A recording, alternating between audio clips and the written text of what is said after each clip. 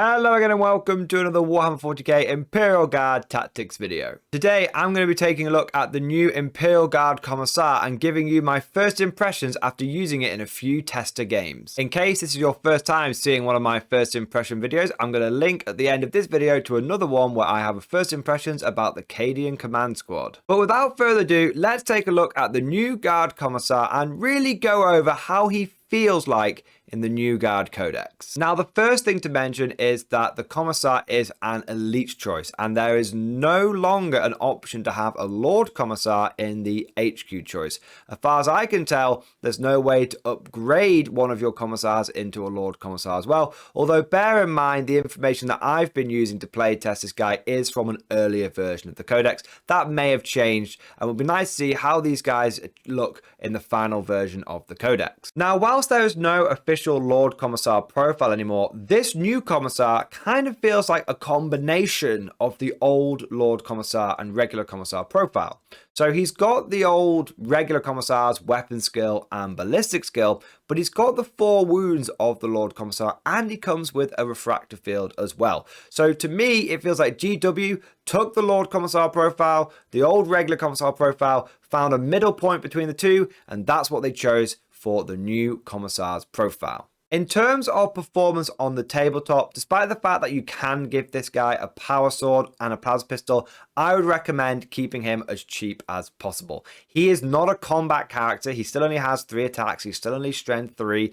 And now that he's not got the Lord Commissar's weapon skill of 2+, he is certainly more of a support character than a combat bruiser. Now, one of the big things that Commissars can do now is they've got access to their own Prefector's orders. Some of these are new, and some of these have been transferred from the old regimental orders. So, for example, one of the new orders is Remain Vigilant, which is you order a unit, and then when enemies are trying to deep strike in from reserve, they can't come in from within 12 inches. So it really helps you push back those armies that rely on deep strike. For example, things like Grey Knights and 1,000 Suns. Now, one of the other orders, which is an old one, which has been given to the Commissar now, is Get Back in the Fight. So Get Back in the Fight used to be an order that your regular officers could do. Now it's something that only the Commissar can do. And the order itself has changed. So previously it was you can fall back and still shoot.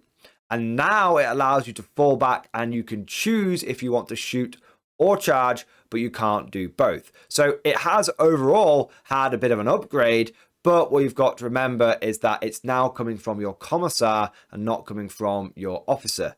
So in a funny sort of way, it's had a little bit of a side grade, maybe a downgrade, because you now can't use it with Voxcasters. And that's something that I wanted to mention about the new Commissar, which is that his orders are actually quite good, but they're a little bit situational. So if you don't face an army with Deep Strike, you're not really going to bother with Remain Vigilant. And the problem is that he can't use a Voxcaster anymore. Voxcasters are only for command squads. As far as I can tell in the leaked information, maybe GW will make this different in the final version. But basically, command squads can issue orders in a 24-inch range. But other officers like the Castellan and like the Commissar, they've got to use their 6-inch aura range. Now, that means that Commissars are good, but unless they're in the right place at the right time, you may find them a little bit out of position. The reason being is orders are now done in the command phase. The one thing that I have found with the Commissar orders is that I've played 2 games of them now, and I've only really needed to use them once or twice in both games. So he certainly is not going to be an order powerhouse. That still certainly remains firmly in the wheelhouse of your officers. I kind of see him as a situational character who occasionally will really help boost your army against a specific faction. For example, like I said, messing with those deep strikers. Now, this is something that I actually want to deep dive into a little bit more because I don't think it's something that is fully appreciated by the Guard community yet. But orders going to the command phase really changes the way how you're going to use them. Because previously you could move a squad, for example, and advance it, and then you could move and advance the officer. And then in the shooting phase, you could go, right, I'm going to move that squad, and it's going to shoot across the board, and now my officer is going to move, and maybe put himself back into safety, or you didn't really need to worry about ranges because of things like voxcasters and stuff like that. Now that they're done in the command phase, something that's really I found multiple times is you've got to be either accepting the fact that you're going to order a squad, it's going to go off and do something, and then next turn it might not have order support, or your officer is going to feel like he's out of position a lot of the time. I've certainly found with my commissars that they weren't everywhere I needed them to be, and the big order that I think they have is get back in the fight. But the problem is that you're not, unless you're running like 3 commissars, you're not going to have a commissar where you need him to be every single time, because now you've got to do your orders in the command phase. So if someone, let's say you move your squads forward and you've got your commissar in the middle of your army, but somebody, let's say like a Blood Angels player, charges down on your left flank and, kills a few squads and ties up some others. Because your commissar hasn't got a Voxcaster, he can't move into range and then in the shooting phase do the order. He's got to do it in the command phase, but he's only got a 6-inch range. So he very easily might not be in range to get back in the fight. So the ability for guard to fall back and shoot, I personally feel has been massively compromised. It's still there, but unless you have massive coverage by taking 3 commissars, which is kind of expensive, they're 40 points a pop, you're going to find yourself falling back and not having that ability to shoot like you used to. So that's something I really, really want to hammer home. And I think it's a really big effect of splitting get back in the fight out and giving it to commissars. So if they're no longer great combat characters, well, relatively for the guard, great combat characters, and then their orders are kind of tricky to pull off, what is the advantage of the commissar? Because I feel like I've been kind of negative about him. Well, he's got 2 really big advantages in my eyes. The first one is that his summary execution ability has been fixed. So in the old codex, it used to be great. Then they FAQ'd it and it was just terrible. And it's basically been unusable for about 5 years. Now they've actually made it good.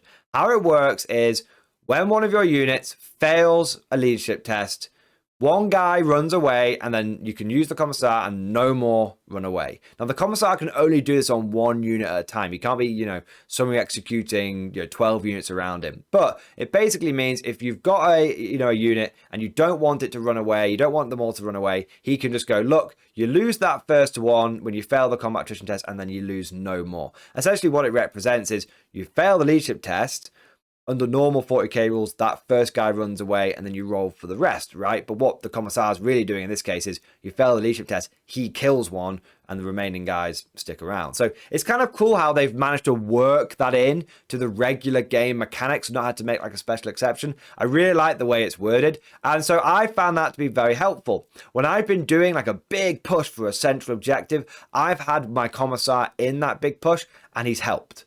He's definitely helped, because the last thing you want is to have a big unit of something like Bulgrin or a big unit of something like Kazakin push into the center of the board and then just start getting hammered and then start running away. You just don't want that. Sometimes you just need to save that special weapon gunner. Sometimes you just need to save that Voxcaster guy for your like inflexible command or something. So overall, I found his summary execution ability to be very, very useful. Another big advantage of the Commissar is his points cost. He's actually relatively cheap in comparison to some of the other elite choices you've got in your army.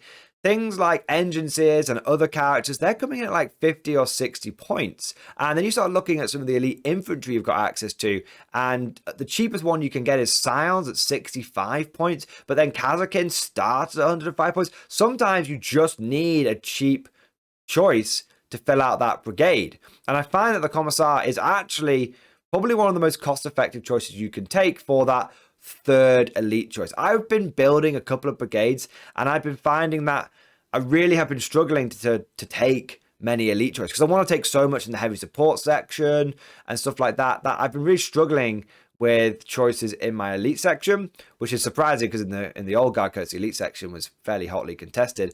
And I've just found I've been able to take 2 that I actually want in the elite section. And on that last one, I've gone, you know what? What's a cheap option? Commissar. Fuck it. Chuck him in. So he's actually been really helpful at filling out that third tricky slot in a brigade. And the funny thing is that whilst he's not been doing something every single turn, it's kind of been really nice to have Commissars in my army again. And whilst his abilities haven't come up every single turn of every single practice game that I've played with him, he has done something fundamental every single game. So for me, I feel like taking 3 Commissars, unless you're running like a pure infantry army, that's probably not really needed. For me, I feel like just slotting in 1 Commissar in that brigade is actually really the way to go. Because he might not do something every turn, but he is a very versatile character. And I feel like every single game, you're going to go, oh, thank God I had that Commissar in there. Thank God I just had him.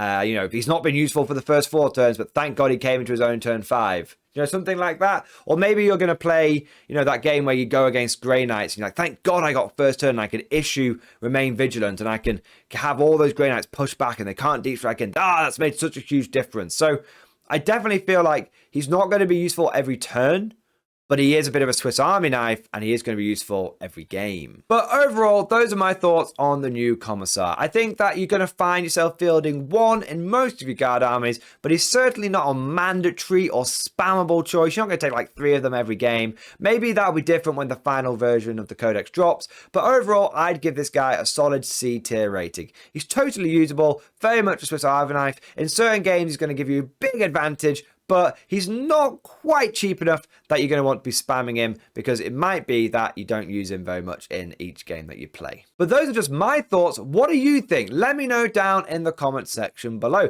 Do you think this guy is A tier? Do you think he's kind of F tier? What do you think? Let me know down in that comment section. If you enjoyed today's video, make sure you give it a like and subscribe to make sure you never miss an episode. Now, if you really enjoyed today's video and you want to go the extra mile when it comes to supporting the channel, then please consider becoming a channel member or Patreon supporter. By becoming a channel member or patron, you gain access to a whole host of perks and buffs and all sorts of cool things, with the main one being you gain access to the Mordian Glory Discord server. Now, I've been talking about loads of leaks and stuff in the Discord for ages, and it's in there. You can ask me direct questions, say, hey, Mordian, how does this work in the Elite Codex? Or, hey, Mordian, what's this unit like in the new Codex? So it's a really good thing to be involved in, and if that sounds really good to you and interesting, then please consider becoming a channel member or Patreon supporter and getting yourself in that Discord server. And I just want to take a moment now to say a big thank you to our latest channel members. So thank you to Nick Schaefer, Mark T, Matthew K, Zidok, Cedar Tortoise, BSSP Wolfen, Adam Krevney, iSivia, Lewis Cleveland, Lucas, James Roberts, Matt Small, It's For, My, and David Ewing. Huge thank you to you guys for becoming channel members. Thank you for doing your part. I also want to say a big thank you to Odd Simon, Ben Coral, Yiko, Eric H, Lewis Cleveland, Hassan, and Andrew for becoming Patreon supporters. Your ongoing Patreon support makes a huge difference, so thank you so much, guys. And last but certainly not least, I want to say a personal, heartfelt thank you to all of my top tier Patreon supporters. These guys are the War Masters, the people who have truly gone above and beyond the call of duty when it comes to supporting the Mordian Glory channel. So a massive thank you to Bonbon Vert, Navy Veteran, Phil French, Ross Miller, Tequal, John Stubbs, Nicholas Walsh, Swordfish Trombone, Diesel Fox, Tom Sutton, and of course, August Varney. Massive thank you to all of you guys. Your support truly makes a massive difference. I hope you all enjoyed today's video. Thank you for watching, and of course, as always, I'll see you guys next time.